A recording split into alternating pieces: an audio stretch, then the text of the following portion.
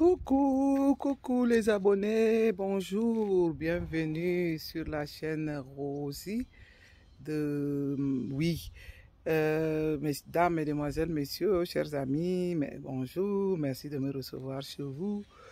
Et oui, excusez-moi de mettre les lunettes, nous sommes en été, il fait beau, je profite.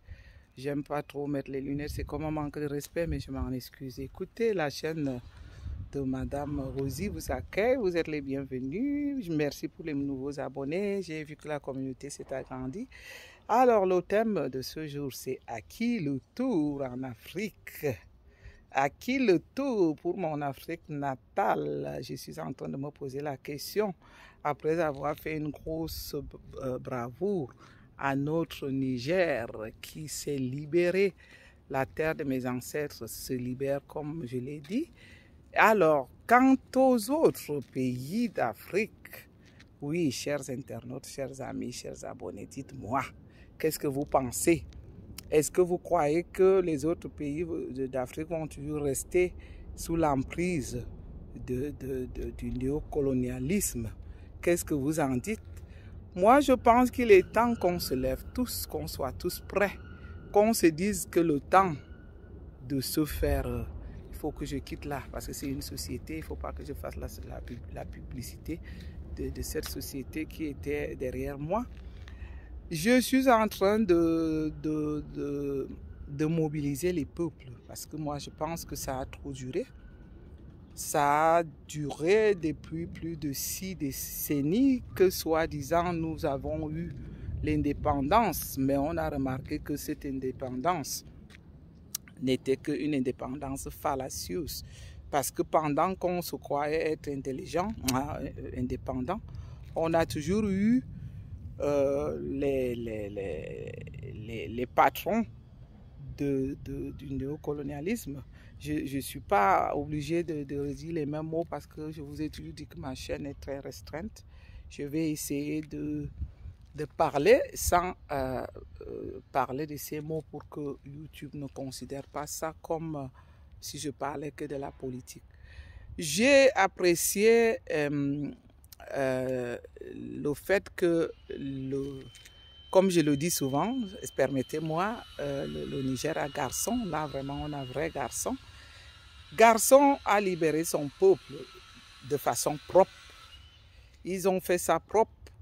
Et c'est ce que je vais inviter tous les autres peuples d'Afrique ici, que si jamais garçon libère le peuple, il faut que ça soit propre. Moi, je respecte, parce que le fait que le Niger ait libéré son peuple sans qu'il y ait versé, sans qu'il y ait eu à verser une seule goutte de sang, ça a été fait de manière vraiment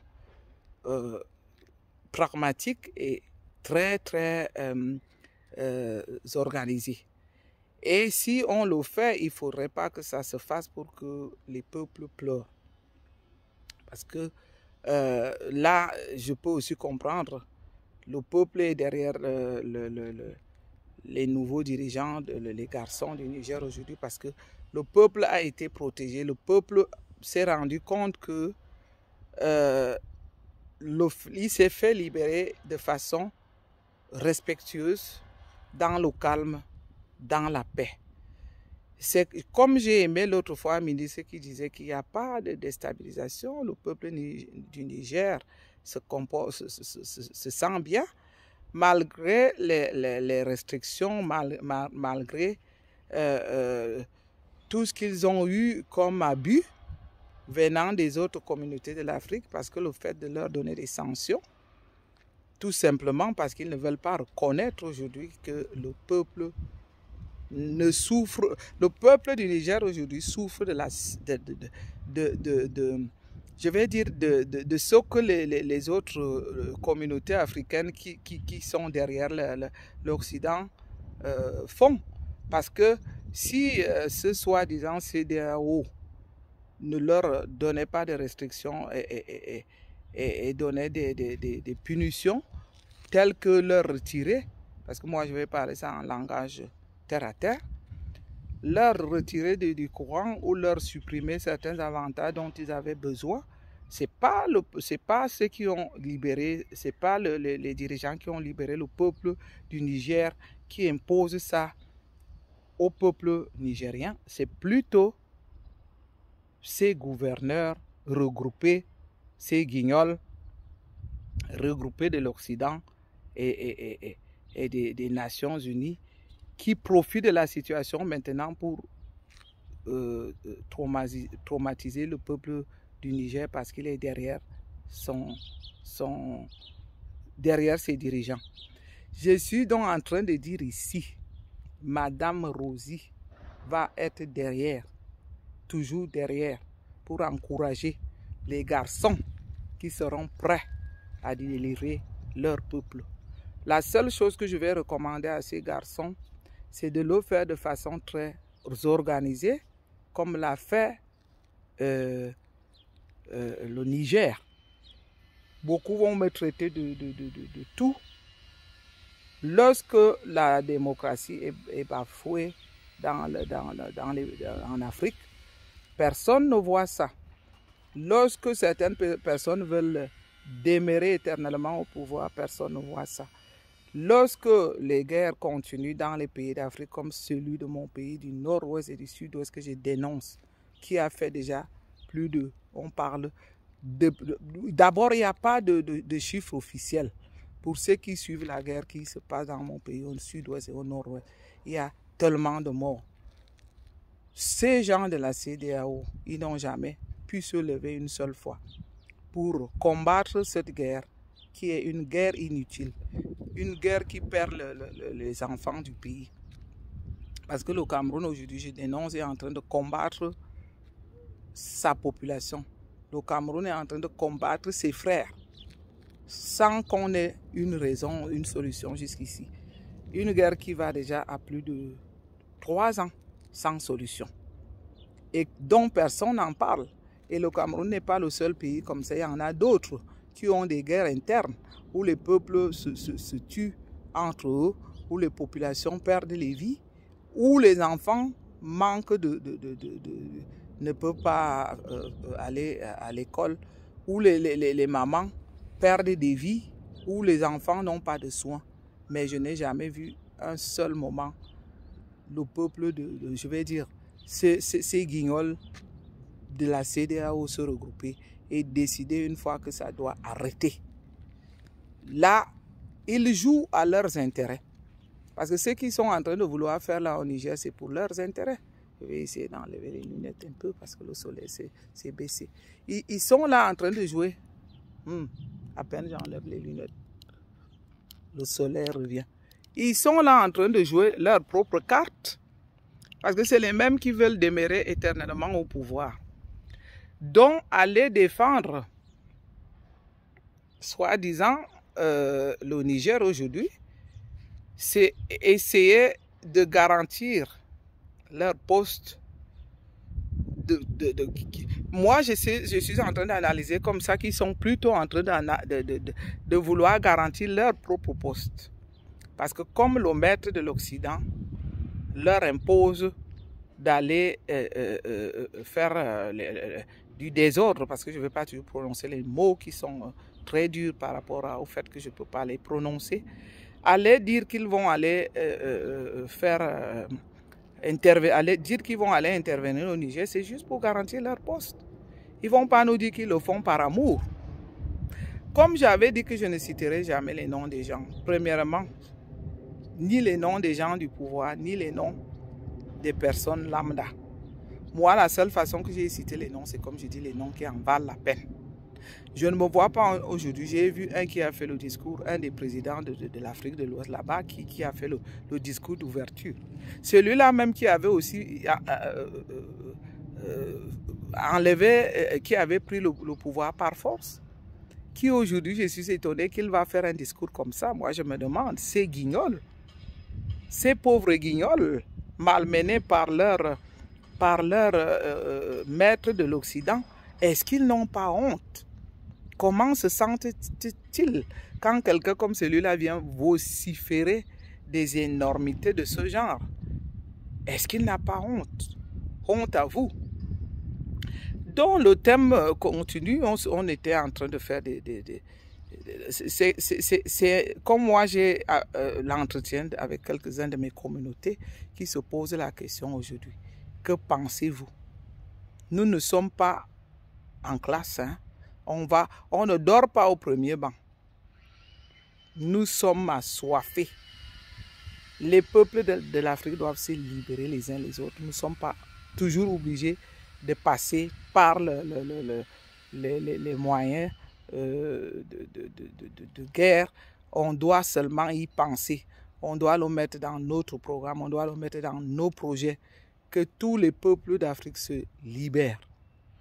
Donc, commencez déjà à vous organiser, que l'Afrique se libère un peu, que l'Afrique se débarrasse de la France-Afrique.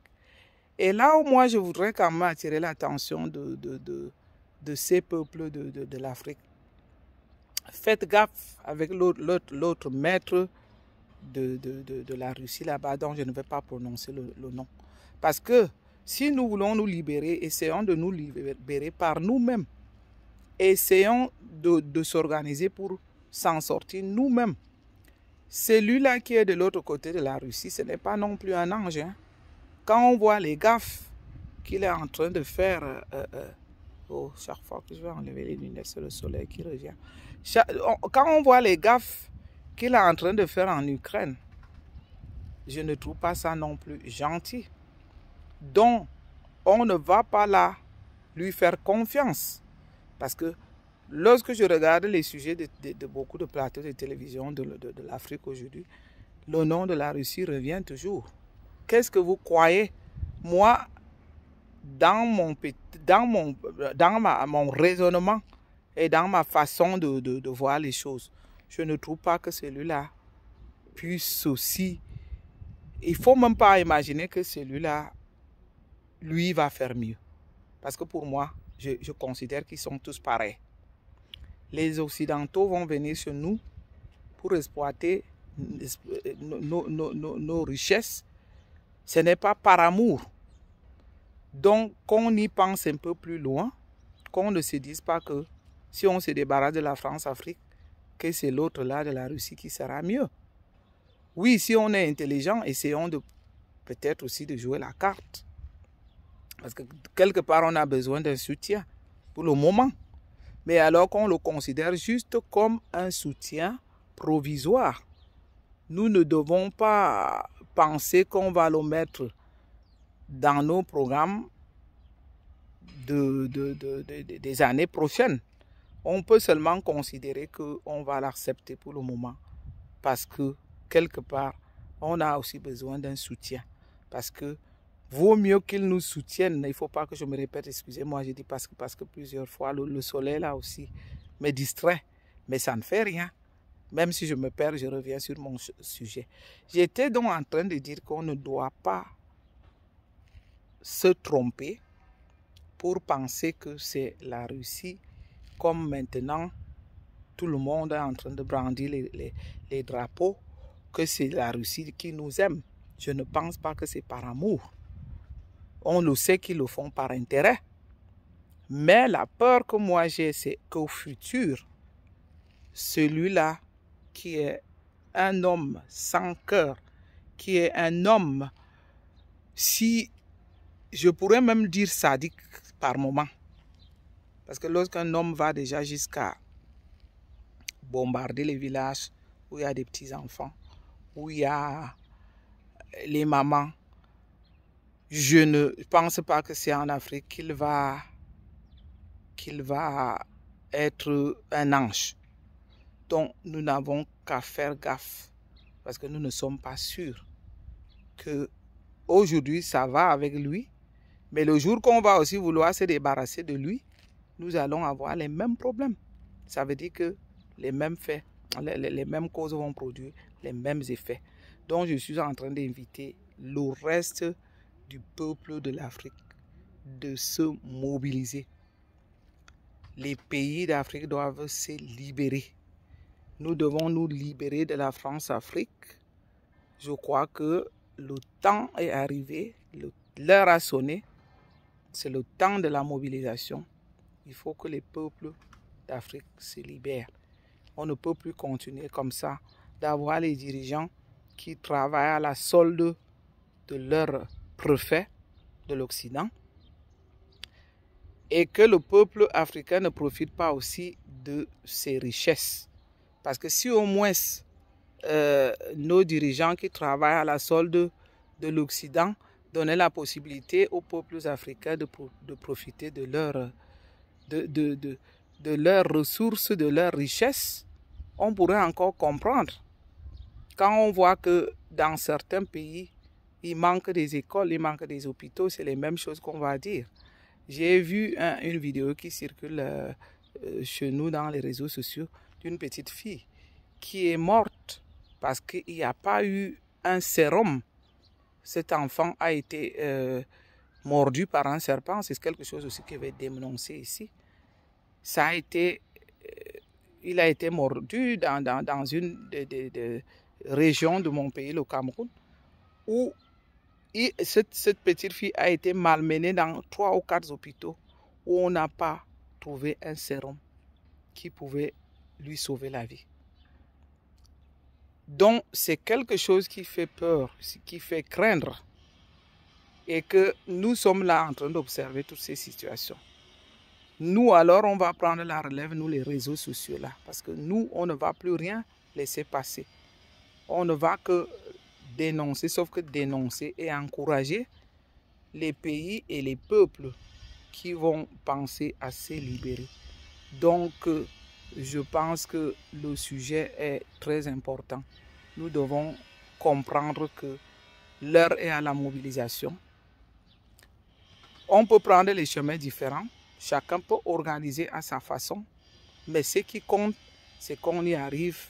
Que le but, c'est d'arriver au final de se libérer et que chacun des pays africains se sente enfin autonome. Donc là, on va dire à qui le tour. Donc, je viendrai ici comme d'habitude encore applaudir, encourager le prochain qui va prendre, on appelle chez nous, le bâton de chef. J'attends encore le prochain garçon. J'invite ici tous les garçons africains de se mettre ensemble, les vrais garçons, de libérer leur peuple. Nous sommes assoiffés, nous sommes à l'attente de la libération de l'Afrique. Nous sommes à l'heure de la détermination. Nous sommes à l'heure de la mobilisation. Et je vais vous rassurer que beaucoup de peuples africains ont compris que si vous décidez de vous mettre devant, si vous êtes garçon devant, nous les femmes, les mamans, on sera derrière vous. On va vous soutenir. Donc on sera là pour la mobilisation. On sera là pour vous encadrer. On sera là pour vous épauler. Mais avant tout, on a besoin de garçons. Donc cherchons le tour du prochain garçon. Je crois que c'est tout. C'est la fin de ma vidéo d'aujourd'hui. J'aime mon pays. J'aime mon Afrique natale. Je vous embrasse les garçons. Et j'attends le prochain tour de celui qui va prendre le bâton du chef. À bientôt. Bye bye.